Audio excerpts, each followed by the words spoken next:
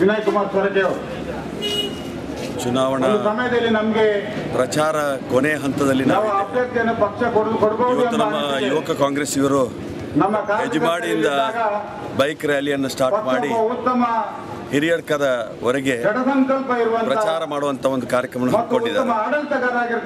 ಇವತ್ತು ನಮ್ಮ ಶಾಸಕ ನೂರಕ್ಕೆ 100 ಪಾಲು ಕೂಡ ಈ ಕ್ಷೇತ್ರದಲ್ಲಿ ಕಾಂಗ್ರೆಸ್ ಪಕ್ಷ ಪುನರುಪಿ ಗೆದ್ದು ಬರ್ತದೆ. ಸ್ವಾತಂತ್ರ್ಯ ಪಡೆದ ನಂತರ ಈ ಕ್ಷೇತ್ರದಲ್ಲಿ ಕಾಪು ಕ್ಷೇತ್ರದಲ್ಲಿ ನಿರಂತರವಾಗಿ ಕಾಂಗ್ರೆಸ್ ಪಕ್ಷ ಗೆದ್ದು ಬಂದಿದೆ. ಅದೇ ರೀತಿಯ ಒಂದು ತೀರ್ಮಾನವನ್ನು ಫಲಿತಾಂಶವನ್ನು ಈ ನಮ್ಮ ಕಾರ್ಯಕರ್ತರು ಒಂದು ಸವಾಲಾಗಿ ಸ್ವೀಕಾರ ಮಾಡಿಕೊಂಡು ಈ ಚುನಾವಣೆಯನ್ನು ಸವಾಲಾಗಿ ಸ್ವೀಕಾರ ಮಾಡಿ ಇವತ್ತು 100ಕ್ಕೆ 100 ಪಾಲು ಕೂಡ ಕಾಂಗ್ರೆಸ್ ಪಕ್ಷ ಗೆದ್ದುವಲ್ಲಿ ಒಂದು ನಿರ್ಣಯವನ್ನು ತಗೊಳ್ತಾರೆ. ಮತದಾರರು ಕೂಡ ಬಹಳಷ್ಟು ನಗುಮುಖದಿಂದ ನಮ್ಮನ್ನು ಕಾಂಗ್ರೆಸ್ ಪಕ್ಷವನ್ನು ಸ್ವಾಗತ ಮಾಡುವಂತ ನೋಡಿದರೆ ಇವತ್ತು ಒಳ್ಳೆ ರೀತಿಯ ಸೂಚನೆಗಳನ್ನು ನಾವು ಕಾಣ್ತಾ ಇದ್ದೀವಿ.